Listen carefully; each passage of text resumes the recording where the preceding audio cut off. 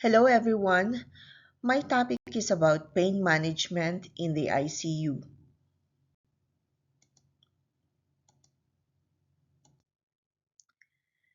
Let's look at the case scenario or the patient profile.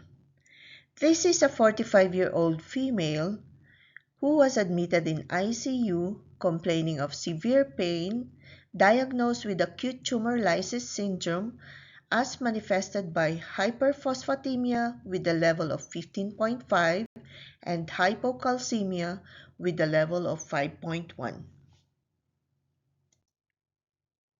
Let's talk about the definition, causes, and management of pain. What is pain?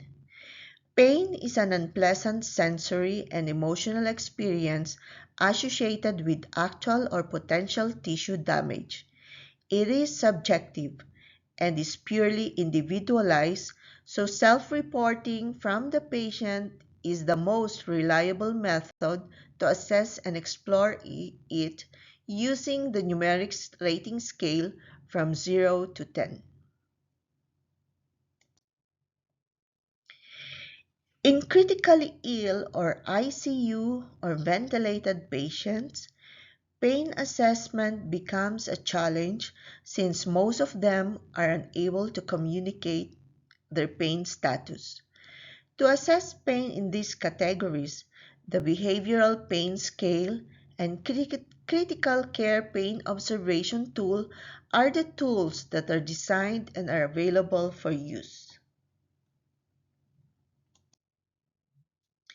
What are the causes of pain in critically ill patients?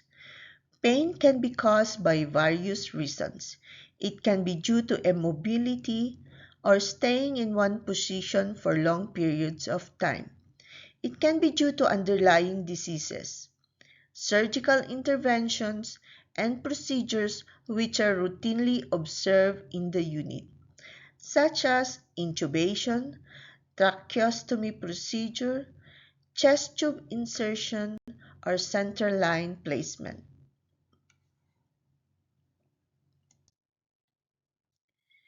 How do we manage pain? The focus is on accurate and frequent pain assessment and targeted pharmacological and non-pharmacological treatment methods to maximize analgesia and minimize sedation. Pharmacological management of pain has been the mainstay of treatment for critically ill patients. Per KCCM guidelines, they recommend that opioids as the first line for non-neuropathic pain, being careful to use pain controls for titration of doses.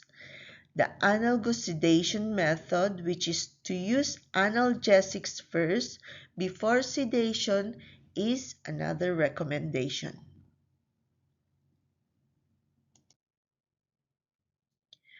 Opioids such as morphine, hydromorphone, fentanyl, and Demerol or meperidine are the most commonly used opioids for pain management in critical care.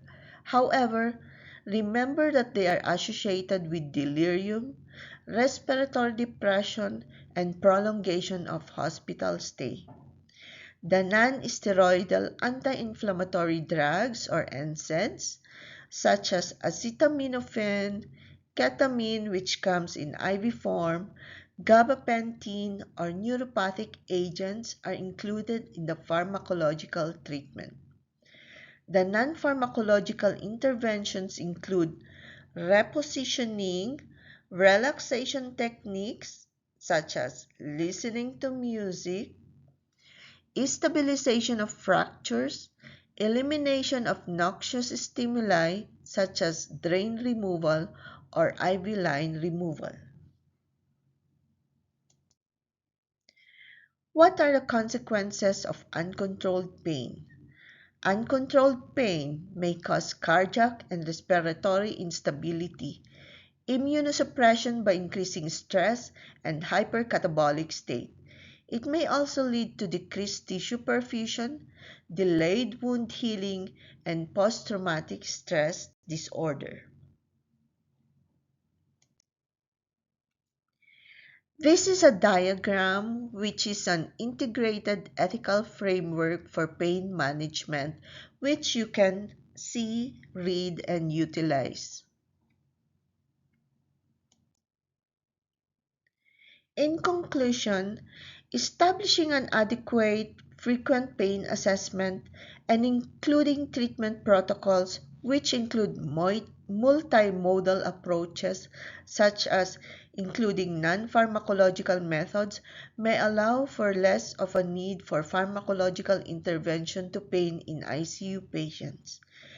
In relation to ethical decision in caring for a patient with ATLS, acute tumor lysis syndrome refers to the constellation of metabolic disturbances when large numbers of neoplastic cells are killed rapidly, leading to the release of intracellular ions and metabolic byproducts into the systemic circulation after an effective chemotherapy. The following metabolic disorders are hyperkalemia, hyperphosphatemia, hypocalcemia, and hyperuricemia, leading to multi-organ failure. The mortality rate with hematologic malignancy is 15%, while patients with solid malignancy have a mortality rate of 36% with ATLS. Healthcare is theoretically an ethical enterprise. The relief of all forms of pain and suffering is an ethical duty of healthcare professionals and societies. Pain management and treatment for pain relief is an ethical demand and a human right. The providers are obligated to act first and foremost in the best interest of the patient, that includes helping patients to be more comfortable and free of pain.